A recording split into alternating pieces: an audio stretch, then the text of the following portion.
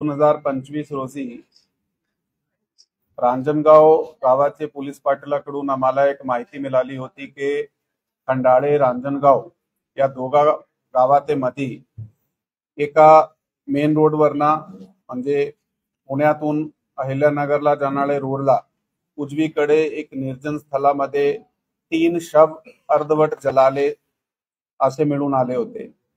त्याप्रमाणे पोलिसाची टीम त्या ठिकाणी गेली आणि घटनास्थळावर वरिष्ठ अधिकारी आम्ही सुद्धा व्हिजिट दिली। त्यामध्ये एक 25 ते 30 वयोगटाची महिला, त्याच्याबरोबर एक वर्ष आणि दुसरा 3 वर्षाचा बाळ, हा 2 मुले त्याच्याबरोबर अर्धवट जळालेली स्थितीमध्ये आम्हाला मिळून आले। त्यातून महिलाचे डोक्यावर मार सुद्धा लागली होती, ब्लड त्या ठिकाणी पडला होता आणि त्याप्रमाणे रांजणगाव पोलीस स्टेशन ज्या ठिकाणी गुन्हा क्रमांक 164/2025 कलम 103 आणि 238 भारतीय न्याय संहिता अंतर्गत दाखल करण्यात आला होता। तेव्हापासून पोलीस स्टेशनची टीम, त्याच्याबरोबर स्थानिक गुन्हे शाखाची टीम, वरिष्ठ अधिकाऱ्याचे पथक त्याच्यात सतत तपासामध्ये आरोपीचा शोध आणि विशेषतः ओळख पटलेली नव्हती माहिताची ओळख पटण्यासाठी खूप काही उपक्रम करण्यात आले। त्यामध्ये 250 पेक्षा जास्त सीसीटीव्हीचा तपास करण्यात आला, 16,500 भाडेकरू तपासण्यात आले। रांजणगाव आणि पुण्याचे आजूबाजू ज्या ठिकाणी MIDC आहे, ज्या ठिकाणी बाहेरून येऊन कामगार काम करताय, त्याच्याबद्दल तपासणी करण्यात आली।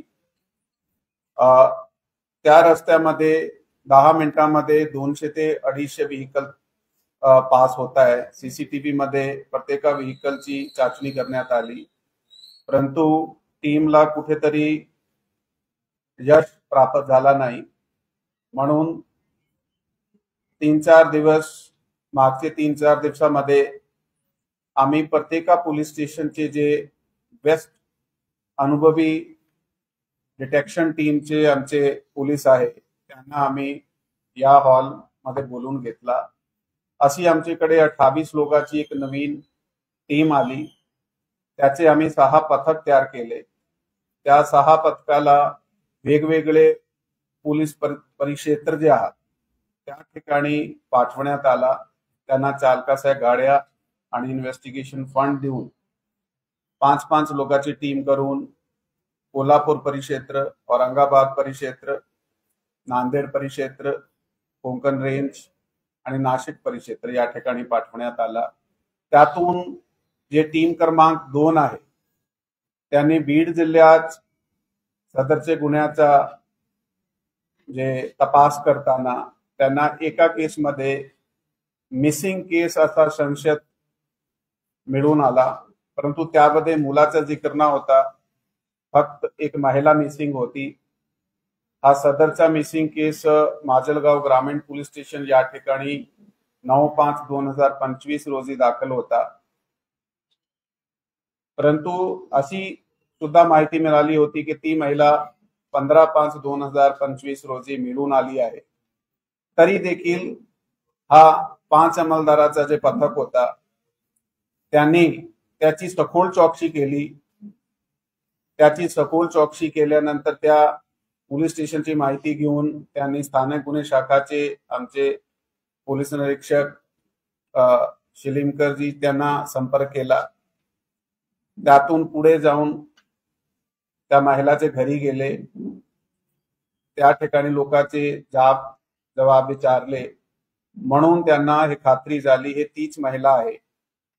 त्या महिला बद्दल अधिक माहिती घेताना त्याच्या नवऱ्यापर्यंत पोहोच केली, म्हणून त्यांनी खूप सारी माहिती सांगितली।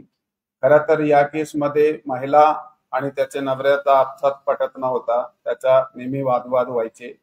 हा वादविवाद मिटवण्यासाठी त्याचा एक नातेवाईक जो हा गुन्ह्याचा आरोपी आहे त्याचा नाव गोरख पोपट बोखारे म्हणून आहे, हा 36 वर्षाचा मूळ श्रीगोंदा अहिल्यानगर जिल्ह्याचा राहणार आहे, परंतु काही वर्षापासून हे रांजणगाव MIDC चे जवळ एका ठिकाणी राहत होता आणि ड्रायव्हरचं काम करत होता, खासगी ड्रायव्हरचं.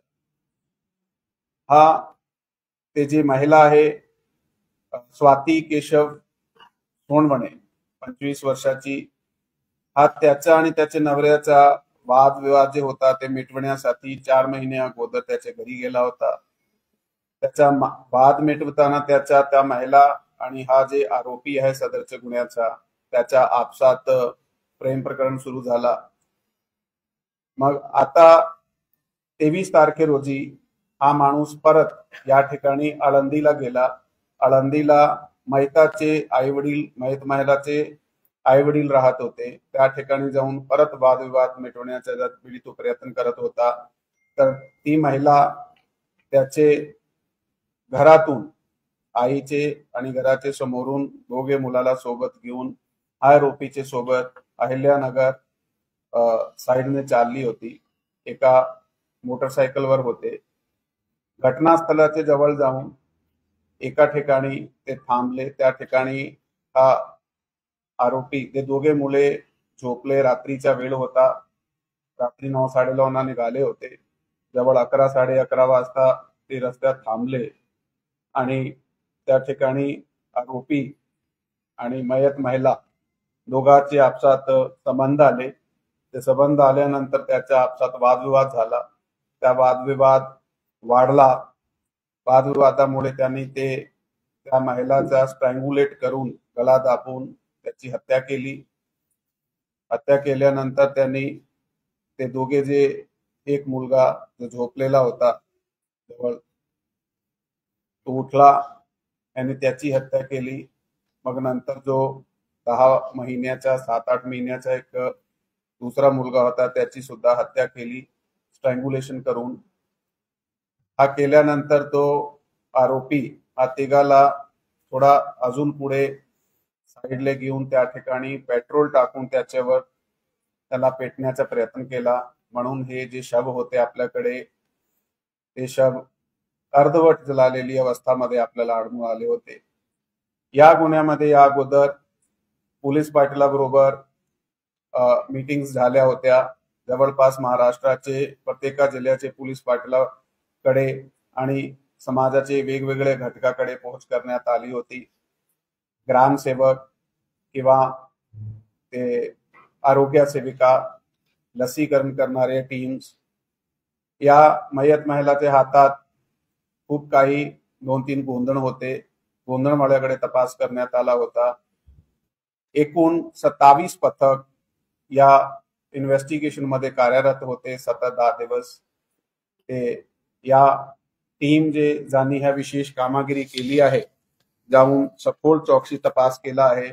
यामध्ये HC Akshay Yadav, Yavat police station, HC Dashrath Bansode, Jejuri police station, PC Mahadev Salunkhe, Supa पोस्टे, PC Sumit Bag Uruli Kanchan police station, PC Ganesh Bankar Walchand Nagar police station. याची विशेष कामगिरीमुळे हे गुन्हा उघडकीस आला. यांना वारंवार सदरचा गुन्हा तपास करते वेळी प्रशांत डोले ते जे उपविभागीय पोलीस अधिकारी आहात ते कंटिन्युअस त्यांना गाईड करत होते. त्याच्याबरोबर स्थानिक गुन्हे शाखाचे पोलीस निरीक्षक शिलीमकर ते पण त्यांना कंटिन्युअस गाईड करत होते.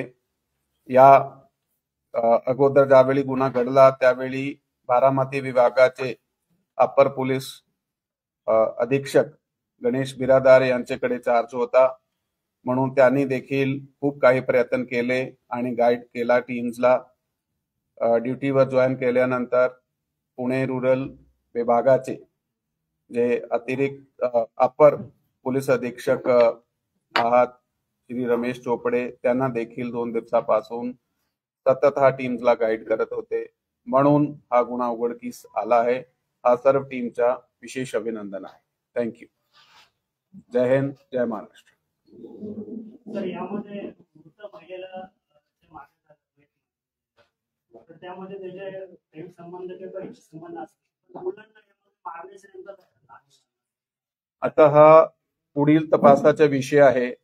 त्या तपासामध्ये सध्यापर्यंत जे आरोपीकडून आपल्याला माहिती मिळाली आहे त्याची वादावादी खूप सारी सुरू होती. त्याचे सांगण्यानुसार की महिला जी आहे ते त्याला सांगत होती की मुलाला मी सोडून देणार आहे, मी तुमचे बरोबर जाऊन राहणार आहे, असे प्रकारचा वादावादी सुरू होती. परंतु महिलाला मारल्यानंतर एक मुलगा जो झोपेतून उठला होता त्यांनी ते पाहिला होता, म्हणून त्यांनी त्याला मारला. आणि ज्यावेळी त्यांनी एका मुलाला मारला त्यावेळी त्याच्या डोक्यात हे प्रश्न आला की त्यांनी दुसऱ्या मुलाच्या सुद्धा हत्या त्यांनी केली पाहिजे, अशा प्रकारे त्यांनी हे कांड केलं. आरोपी जे आहे जसं सांगितलं तो अहिल्यानगर जिल्ह्यामध्ये श्रीगोंदा या ठिकाणचा मूळ रहिवासी आहे, परंतु मागचे 5-6 वर्षापासून एक खासगी ड्रायव्हर म्हणून रांजणगाव MIDC चे जवळ एका ठिकाणी राहत होता आणि विशेष दुसरा काही बॅकग्राऊंड नाहीये त्याचा.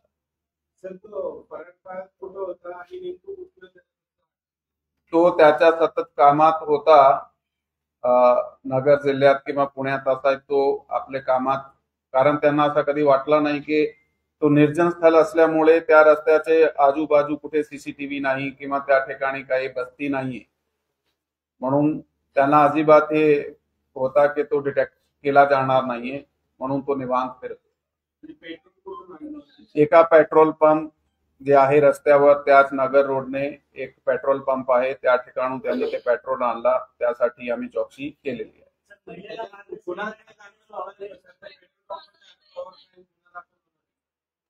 त्यासाठी त्यांनी एक केन मध्ये पेट्रोल घेतला आहे त्याच्याकडून.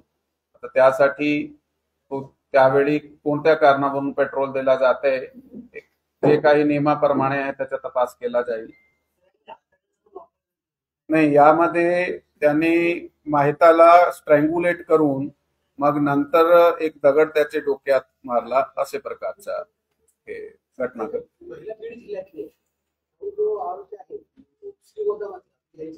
हे नातेवाईक आहे. जसं सांगितलं की तो त्याचा एक दाजी आहे, दूरचे रिश्त्यामधून नात्यामधून तो एक दाजी आहे त्याचा.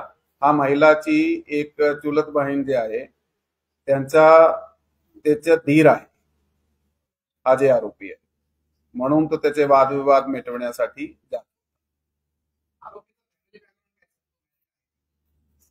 तो मॅरिड आहे, त्याची स्वतःची फॅमिली आहे आणि त्याचे 2 मुले आहे.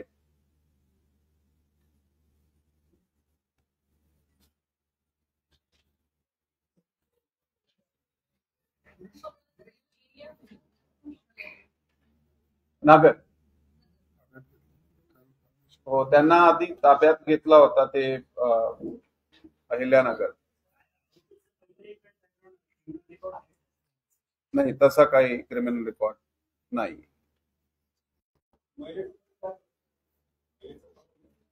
महिलेचा पती त्याच्याबरोबर वादविवाद करत होता. तो खासगी काम दररोज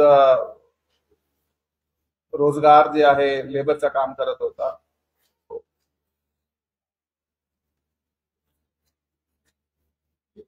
थँक्यू.